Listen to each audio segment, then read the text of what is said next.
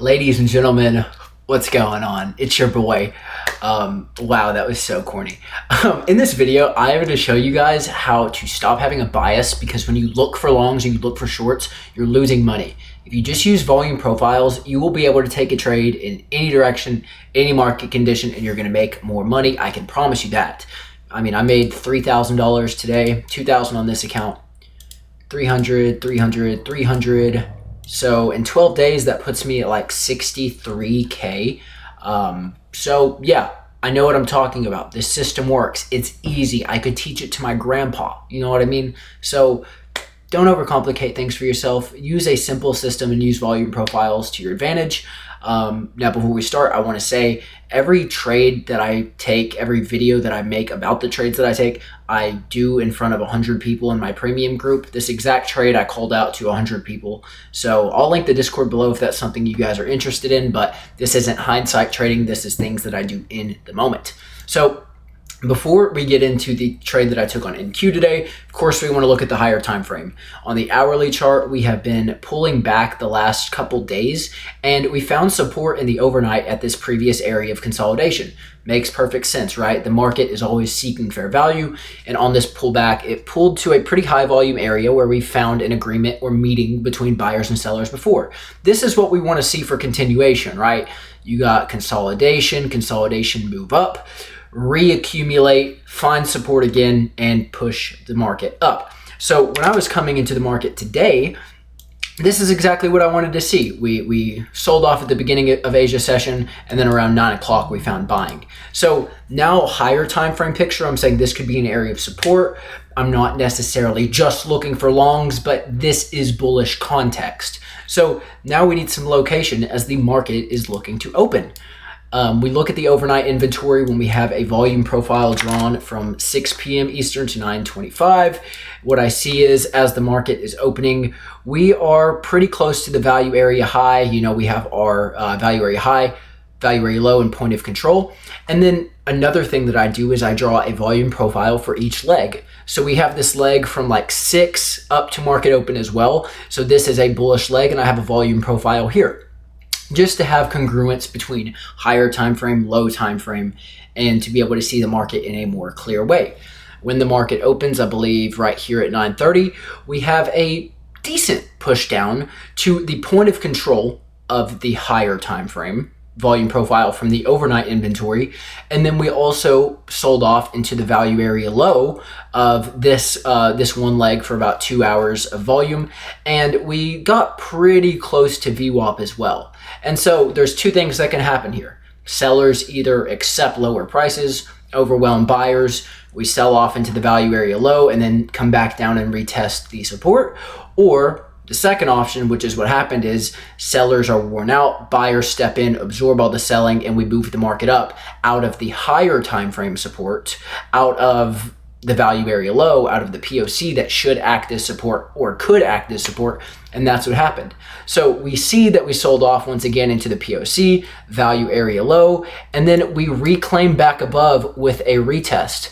Already, as I'm calling this out in premium, I'm saying, guys, this looks pretty bullish, coming out of support, respecting the point of control, value area lows, all of this. You know, we didn't even retest VWAP. How could I look for shorts if we haven't disrespected anything? We haven't even touched VWAP yet. So obviously just using the tools, that's very bullish indicator. Now, I am always going to be the guy, always, that looks at order flow to confirm my trades, because that's the ultimate confirmation. You know, you have a context, the bias, you have the location of where the market's at, but you still need to see the volume and see what's going on at each price.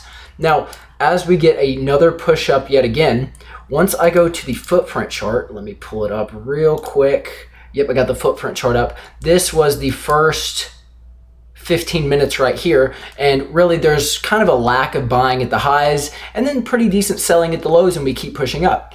The first significant piece to me was there was a negative delta of 117 more aggressive sellers, and then as the market starts moving away from it, we have a negative delta of 362 more aggressive sellers. Once again, there's two options that can happen here. We are above support, We are above VWAP. We're back above the point of control. We're back above the value area low. And now we have the highest delta of the session above all these trap sellers. Either the market stalls there, sellers are the aggressor, they are going to push the market back down with force, with aggression, market ordering, or all of these sellers get squeezed out of their position, having to now buy back their position, and that will cause the market to rip out of an already existing area of support. You see how all these things align. This is a clear picture of how to define a trade in the market. More aggressive selling here than down here, and immediately, as this is developing in real time, we get squeezed, and as we get squeezed and the sellers get stopped out, we have an absolute rip up. As soon as these guys get squeezed out of their position, I am in longs, because at this time, now, which was about right here, we're back above the value area high. We've stopped out all these sellers. We've completely accepted outside of the value area from the overnight. Acceptance is continuation. Aggression is intention. If buyers are aggressively showing us their hand with the intention of moving out of a value area, they're obviously in price discovery mode, seeking a new balance or new fair value. Even if you missed this initial trade, you could now draw a volume profile from this leg up, just like we did here.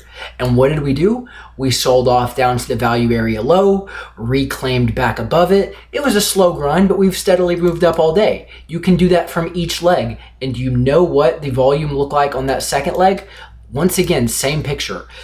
816 more aggressive sellers, 175, 125, all the selling at the lows. Where are they going to put their stop? Here, most likely.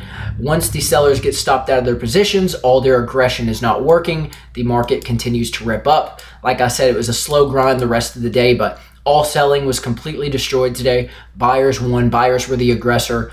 Once we break out of a value area and we can align it with other pieces of context, you're going to take a lot more high quality trades. You're not going to make it hard for yourself, and you are going to be moving with the market and not trying to force trades against the market, which is what you never want to do.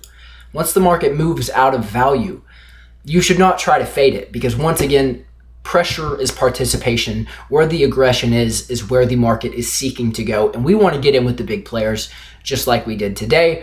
Now, one thing I want to go over, if you watched my last video, I talked about how beautiful and wonderful CVD divergences are, which they are. I know a lot of you have had success with them. I get probably 30 DMs a day of people saying, look at this trade I just took with the CVD divergence.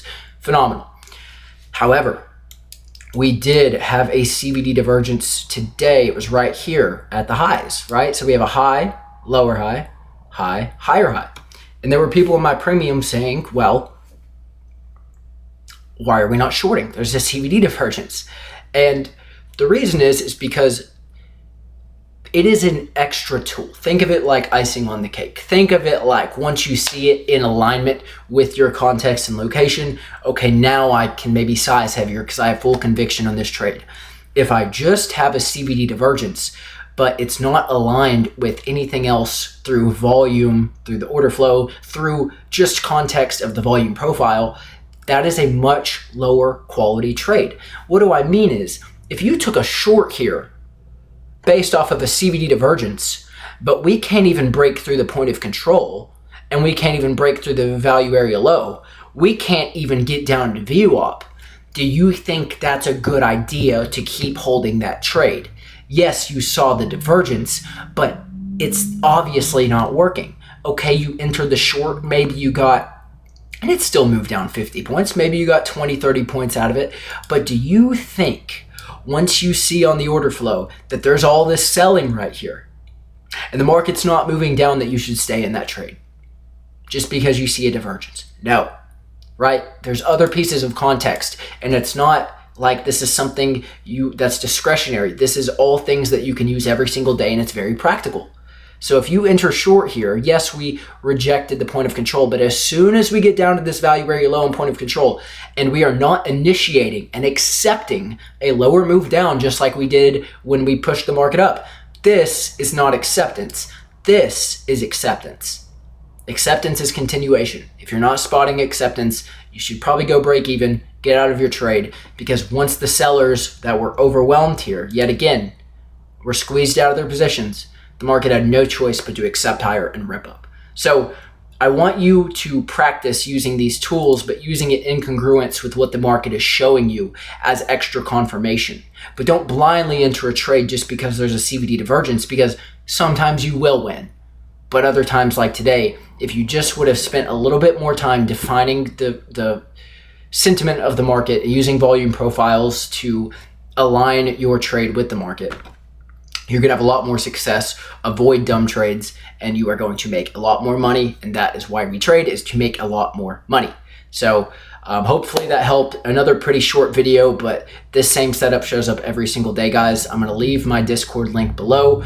If you guys want to join, I have a lot of free resources in there. And then if you do want the premium group, a live trade every day, have a great time with it. A lot of people are making a lot of money from it too. So yeah, I hope you guys enjoyed this, and I can't wait to see you in the next video.